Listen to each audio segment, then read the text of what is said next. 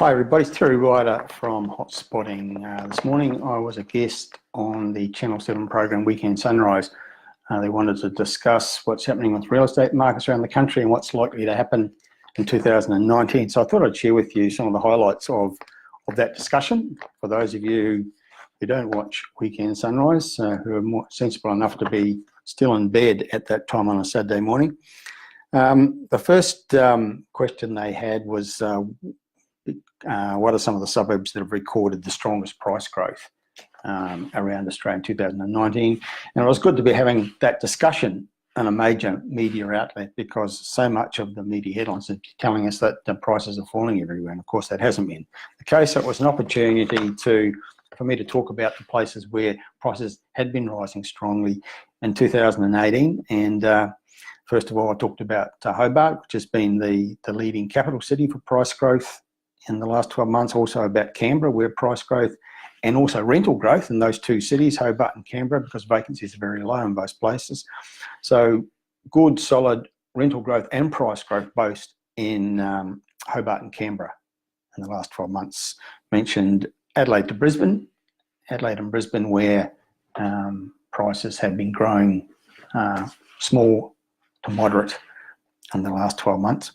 Mentioned that the top end of the market and some of the cities where price growth overall has been quite muted, the top end markets in three of our major cities have actually been very strong. Perth, Adelaide and Canberra, and all those places, suburbs with median prices above $1 million, most of them have shown double-digit growth in their median prices in 2018, which is an indicator perhaps that the overall markets in those cities are poised for an upcycle, because quite often an upcycle in a market is led by the top end.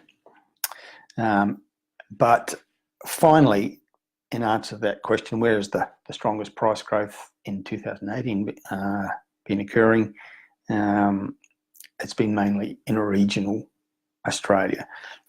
Beyond Hobart and Canberra, the cities and those top end markets in Perth, Adelaide and Canberra, the strongest price growth that we've seen anywhere in Australia in the last 12 months has been in regional Australia. Regional Victoria has been very strong. Regional Tasmania has been going ballistic. Some parts of regional New South Wales have been very strong. And one or two locations in regional Queensland, particularly the Sunshine Coast, have been delivering strong price growth. The strongest, I think, has been regional Victoria. That's been the strongest market jurisdiction in the country. Many locations have had price growth above 10%. Several have been above 20%. Places like some of the suburbs of Geelong have done that, Pakenham, Officer, Warragul, and now we're starting to see Ballarat and Bendigo rising. The next question was, what are some of the common factors behind rising prices in particular areas? And my response is that it's strong local economies. It's always about the local economy. It's not about national factors. It's about local economies and what's happening within them. And that explains all the different scenarios that are playing out around the country at any point in time. Some rising, some stagnating, and some falling. And I used as an example Hobart's situation. Hobart's recent, what I would call a mini boom, has come out of the very major improvement in the Tasmanian economy. Traditionally, Tasmania's economy has ranked 8th and last amongst the 8 states and territories of Australia. But in the last couple of years, it's risen up the ranking. It's now ranked number 4. And out of that vast improvement in the state economy has come firstly the Hobart mini boom, and more recently a rise in prices in the regional Tasmania. The next question in the Weekend Sunrise program that I appeared on this morning was mentioned there's been plenty of headlines talking about falling prices and sluggish sales. How bad was 2018 as a whole in Australian real estate? And the point I made was it's not nearly as bad as the headlines claim. The problem is generalisation. It's really a Sydney phenomenon. Most of our major media comes out of Sydney. The Sydney market has been falling, and poorly informed or careless journalists based in Sydney have extrapolated that Sydney situation across the whole country. But a lot of the people who publish data or make commentary on real estate markets talk about Australia as a single market, which is a mistake.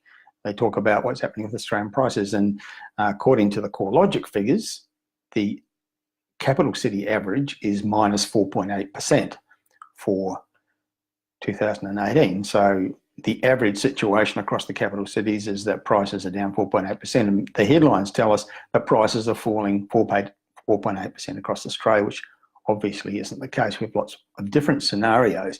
It's just that Sydney is down a lot, according to CoreLogic figures. Other figures disagree.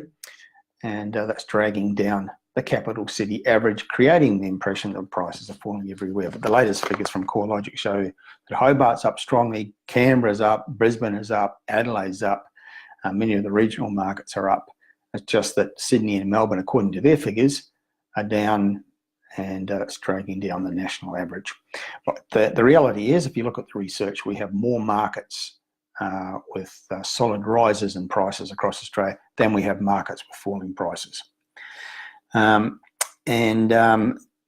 next question was, what are you forecasting for the year ahead? And my forecast is stronger performance from markets like Brisbane and Adelaide, recovery in Perth, ongoing big growth in some of our regional centres, and expecting the decline in Sydney and Melbourne to bottom out maybe in the middle of this year, and then gradually those markets will start to head back towards small to moderate price growth heading into 2020. But again, I'm expecting, my catch cry is think small for big growth. It's the smaller capital cities and it's some of the key regional centres where we're going to see the growth this year and next. And the final question on Weekend Sunrise this morning for me was, are there any areas you're particularly keeping an eye on for strong growth? They wanted me to nominate a couple of locations that I expect to do well this year in some of the bigger states. So for New South Wales, I nominated Queanbeyan outside Canberra and the Hunter region outside Newcastle as markets that are showing signs of good growth at the moment. In Victoria, Ballarat and Bendigo, both very, very strong, strong regional cities, strong local economies, rising demand, prices up, getting lots of demand out of Melbourne, both from home buyers and investors. In Queensland, I think the Sunshine Coast is going to continue to do well, and Townsville is going to move strongly based on a big infrastructure spend in both those places. In South Australia, Adelaide, I think, is going to surprise a lot of people with its performance this year, led by the Port Adelaide local government area and the City of Marion local government area. And in Perth, recovery, a number of areas will do well, including the Stirling local government that's in the inner north of Perth, and the Joondalup local government area, which is up in the far north. So those are my my major forecasts for the year as presented to Channel 7's Weekend Sunrise program this morning. If you'd like to find out more about the locations we think are going to do well, go to the Hotspotting website and look at our top 5 and top 10 hotspots reports and our various other reports. We also have individual location reports available if there are particular markets that you are interested in. That's it for now. Let's do it again soon.